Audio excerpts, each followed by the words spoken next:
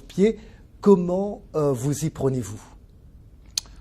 Mais merci beaucoup pour votre question. Comme vous l'avez si bien dit, il y a les Centrafricains qui ont été massivement votés les 30 décembre et le 14 février veulent la paix. Et évidemment, les défis sont énormes après ces moments, ces périodes de crise, puisque en tout cas les infrastructures de santé, l'éducation ont subi beaucoup de dommages. La base même de l'économie et aussi l'agriculture qui était l'activité principale de nos concitoyens et ne pouvait plus mener ces activités parce que, eh bien, il y avait partout, disons, la violence, les groupes armés. Alors donc, il y a beaucoup de défis, comme vous l'avez souligné. Ouais. Mais en ce qui nous concerne, la priorité, pour l'instant, demeure la sécurité. Parce que sans la sécurité, aucune activité de développement ne peut être menée à bien. Donc nous disons la sécurité et la paix et aussi la réconciliation nationale qui va permettre aux Centrafricains, à tout le peuple de pouvoir vaquer librement à ses occupations. Donc la paix et la réconciliation qui impliquent au jour d'aujourd'hui comme d'extrême priorité le désarmement, la démobilisation, les réintégrations et le rapatriement des ex-combattants. Oui. Ça, c'est le premier point. Et le deuxième point, comme élément de priorité, c'est la réforme de notre secteur, disons, des forces armées centrafricaines. Donc c'est par là que nous allons démarrer, parce que sans ça, nous ne pouvons pas mener à bien les activités économiques et autres aspects que vous avez évoqués. Oui, mais tout cela demande du temps. Alors, comment persuader les Centrafricains à patienter en attendant les solutions? Ben, depuis le 30, nous avons appelé tous les Centrafricains à se mobiliser parce que il faut travailler. Si nous ne travaillons pas, nous n'allons pas régler ces problèmes-là. Donc, bien entendu, nous avons commencé dès nos prises de fonction en discutant avec les responsables des groupes armés pour voir dans quelle mesure nous pouvons procéder avec le concours de la communauté internationale, mettre en place ce processus de DDR qu'eux-mêmes ont déjà signé. Il y a eu plusieurs accords avec le gouvernement de transition qui avait été signé. Et en même temps, nous avons commencé un travail parce que un grand nombre de projets économiques ont été identifiés. Et d'ici l'automne prochain, nous allons aller à une table ronde pour permettre de mobiliser des ressources afin de mettre en œuvre ces projets prioritaires. Évidemment, vous l'avez dit, la paix est une priorité, mais comment concilier les exigences de la justice pour les victimes des violences avec la nécessité de la réconciliation nationale qui vise la paix entre les bourreaux d'hier et leurs victimes? Oui, nous, comme je l'ai dit tantôt, on va... vous savez, il y a eu le forum de Bangui qui a décliné quelques recommandations. Et ces recommandations vont dans le sens de la réconciliation. Et nous allons mettre en œuvre, le gouvernement que nous venons de former va mettre en œuvre ces recommandations. Et l'un des éléments importants des recommandations du Forum de Bangui, c'est la justice. Hein, c'est la justice et aussi le droit des victimes. Donc, ce sont ces éléments-là qui vont nous permettre justement de résoudre le problème que vous venez d'évoquer en ce qui concerne la justice. C'est le ciment de la réconciliation. Voilà. Pour revenir à la sécurité, une question précise. Certains groupes armés continuent d'écumer l'arrière-pays en Centrafrique. Tout dernièrement, les éléments de la LRA se sont illustrés par diverses exactions dans l'est du pays, notamment dans la région de Rafai. Quelles solutions immédiates envisagez-vous pour pallier cette situation qui perdure depuis de nombreuses années? Vous savez, la LRA, c'est une rébellion c'est un mouvement qui n'est pas d'origine centrafricaine. Donc il y a eu des dispositions avec le concours de certain nombre de pays amis. Il y a une lutte acharnée contre la LRA en ce moment. Mais nous avons l'Union africaine aussi qui nous appuie depuis de longue date sur la question de la LRA.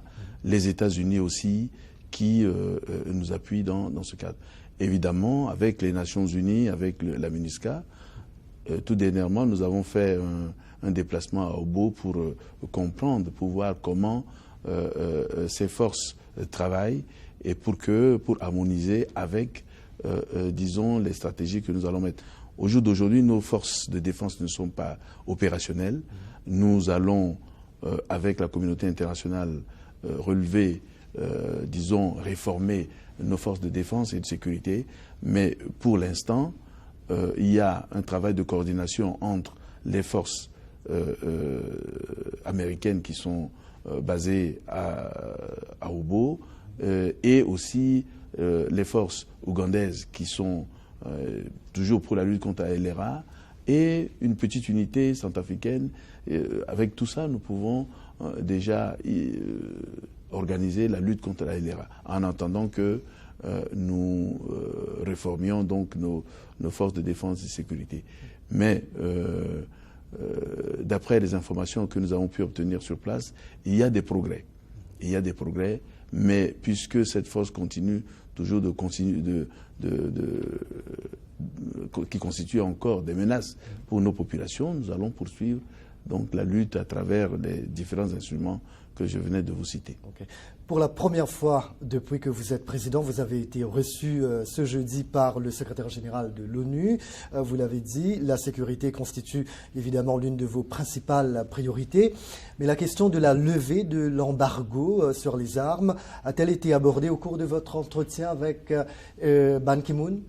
Bien entendu, nous ne pouvons pas venir voir le secrétaire général sans parler de cette question. Comme vous le savez, nous, dans très peu de temps, nous allons, avec l'Union européenne et les Nations unies, commencer la formation ou tout au moins la réforme du secteur sécurité.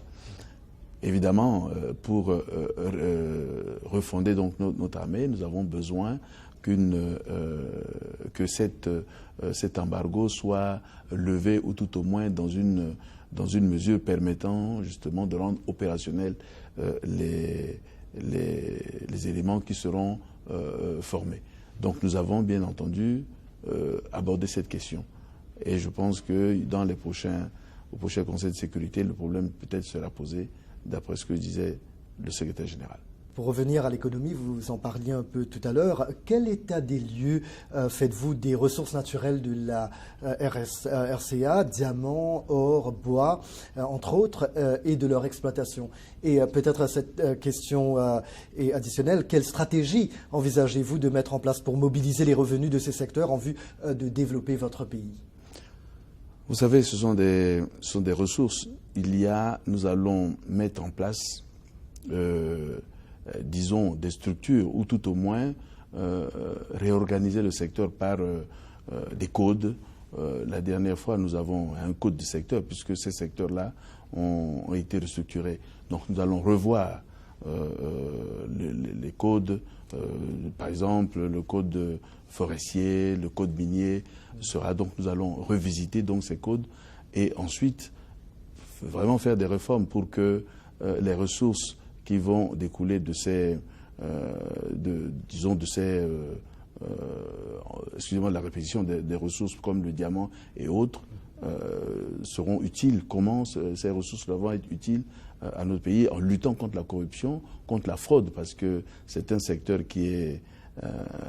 où il y a beaucoup de corruption, beaucoup de fraude. Donc nous allons mobiliser les ressources, réformer pour que nous puissions avoir les moyens nécessaires pour financer notre économie. Et que finalement tous les Centrafricains en tirent profit. Oui. Alors parlons maintenant des accusations d'abus sexuels des forces internationales.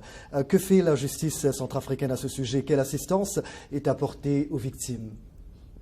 Vous savez, sur cette question, c'est une questions, nous avons ces questions d'abus sexuels est une question grave qui touche toute la société. Tous les Centrafricains sont touchés par cette situation. Mais ce que nous voulons, c'est que la justice soit rendue. Et qu'au jour d'aujourd'hui, par rapport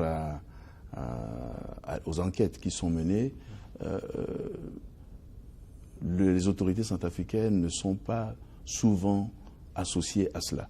Notre souhait, c'est ce que j'ai dit au secrétaire général, que s'il y a des cas qui sont avérés, que au moins nous soyons informés et que nous soyons associés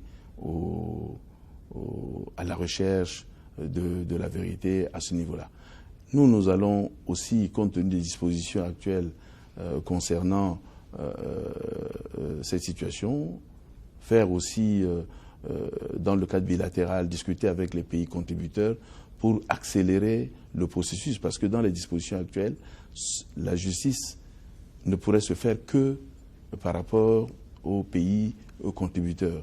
Donc au jour d'aujourd'hui, les choses traînent un peu à ce niveau-là. Nous allons sensibiliser nos amis, ceux qui ont contribué au niveau des forces pour que la procédure soit accélérée, pour que la justice soit rendue à ces victimes.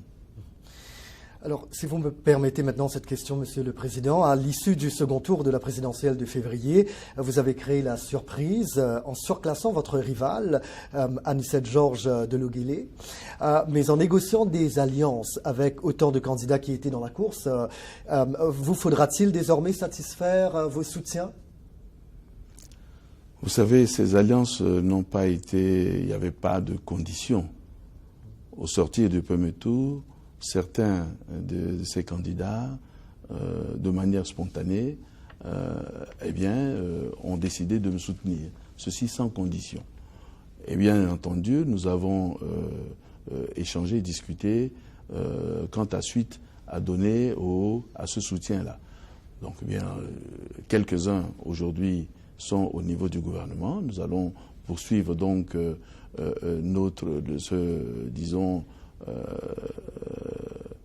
cette collaboration pour des activités futures, puisque de toute façon, nous avons, même avec M. Georges de Logele, nous avons pris langue pour qu'il puisse participer à ce vaste rassemblement que nous souhaitons, puisque aujourd'hui, au sortir, à la fin de la transition, beaucoup de problèmes demeurent et qui engagent aussi la vie de la nation. Par exemple, les questions que nous avons évoquées, les questions du désarmement, qui sont des questions importantes, les questions de la réforme du secteur sécurité.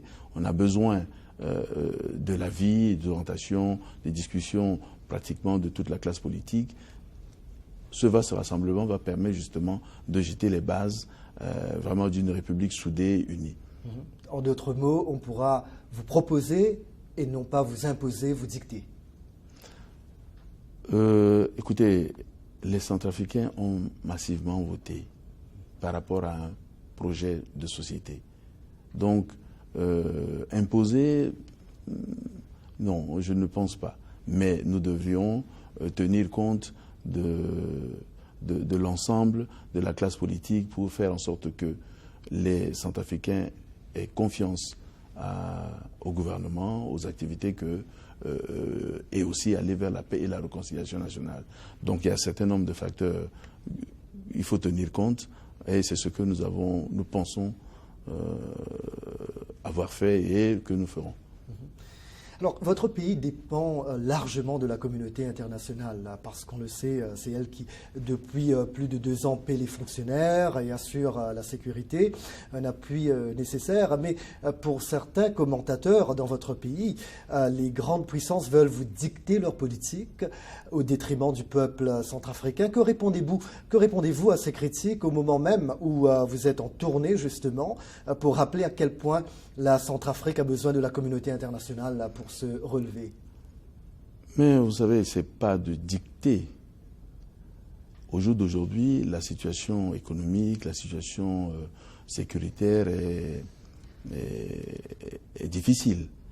Et nous savons qu'au niveau de notre économie, nous ne pouvons pas, disons, aller seuls pour régler ces problèmes. C'est pour ça que nous avons besoin de la communauté internationale à travers des programmes, des projets que nous jugeons prioritaires pour justement le décollage et aussi pour la sécurité. Donc c'est ensemble, en toute concertation, que nous sollicitons l'appui de nos amis, l'appui de la communauté internationale. Et je comprends également que vous allez rencontrer le secrétaire d'État américain, John Kerry. Quel est le message que vous comptez et lui transmettre? Bon, je ne sais pas si c'est à l'agenda, mais si ça devait se faire, c'est le même message. C'est un appui pour que nous puissions, au jour d'aujourd'hui, aller à ce processus de DDR qui nécessite beaucoup de moyens pour désarmer les ex-combattants et surtout la réintégration. Et en même temps, la réforme de nos forces de défense, ce sont des éléments importants sur lesquels nous avons besoin de la communauté internationale, des États-Unis et de tous les amis de la République centrafricaine. Il n'y a pas seulement cet aspect, il y a l'aspect aussi économique. Et comme vous savez, cette crise a sapé les bases de notre économie. Donc il faut relancer l'économie et il faut des moyens.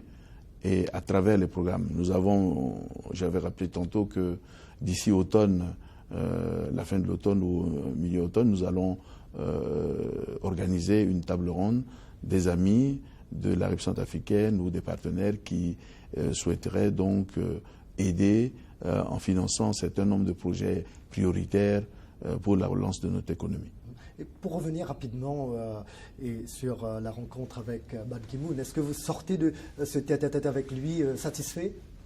Bien sûr, oui, nous avons pu, il y a eu des engagements et de soutien, de revoir le mandat de la MINUSCA, parce qu'au jour d'aujourd'hui, la MINUSCA fait un travail important et que nous n'avons pas encore atteint un niveau assez suffisant pour nos forces de défense. Nous avons besoin de cette force-là. Donc nous avons ce soutien important et aussi sur le plan humanitaire.